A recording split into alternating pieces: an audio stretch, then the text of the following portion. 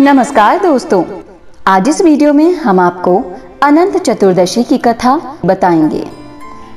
भाद्रपद मास की शुक्ल पक्ष की चतुर्दशी अनंत चतुर्दशी के नाम से जानी जाती है। इस दिन शेष शैया पर क्षीर सागर में सोने वाले भगवान विष्णु की पूजा की जाती है। इस संदर्भ में श्री कृष्ण ने उन्हें एक कथा सुनाई।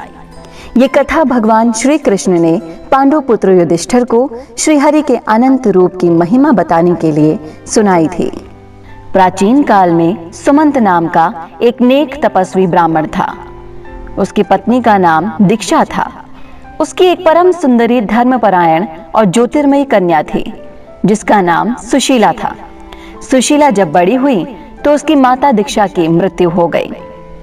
पत्नी के मरने के बाद सुमंत ने कर्कशा नामक स्त्री से दूसरा विवाह किया।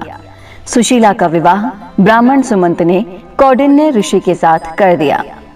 विदाई में कुछ देने की बात पर कर्कशा ने दामाद को कुछ ईंटें और पत्थरों के टुकड़े बांधकर दे दिए। कौंडिन्य ऋषि दुखी होकर अपनी पत्नी को लेकर अपने आश्रम की ओर चल दिए, परंतु रास्ते में ही रात हो गई। वे नदी तट पर संध्या करने लगे।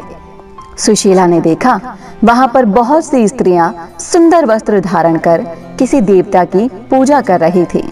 सुशीला के पूछने पर उन्होंने विधि पूर्वक अनंत व्रत की महत्ता बताई। सुशीला ने वहीं उस व्रत का अनुष्ठान किया और 14 गांठों वाला डोरा हाथ में बांधकर ऋषि कौंडिन्य के पास आ गई। कौंडिन्य ने सुशीला से डोरे के बारे में पूछा तो उसने सारी बात बता दी। उन्होंने डोरे को तोड़कर अग्नि में डाल दिया, जिससे भगवान अनंत जी का अपमान हुआ। परिणामतः ऋषि कौंडिन्य दुखी रहने लगे। उनकी सारी संपत्ति नष्ट हो गई। इस दरिद्रता का उन्होंने अपनी पत्नी से कारण पूछा तो सुशीला ने अनंत भगवान का डोरा जलाने की बात कही। पश्चाताप करते हुए ऋषि कौंडिन्य अनंत डोरे की प्राप्ति के लिए वन में चले गए। वन में कई दिनों तक भटकते भटकते निराश होकर एक दिन भूमि पर गिर पड़े। तब अनंत भगवान प्रकट होकर बोले, हे कौंडिन्य, तुमने मेरा तिरस्कार किया था, उसी से तुम्हें इतना कष्ट भोगना पड़ा। तुम दुखी हुए।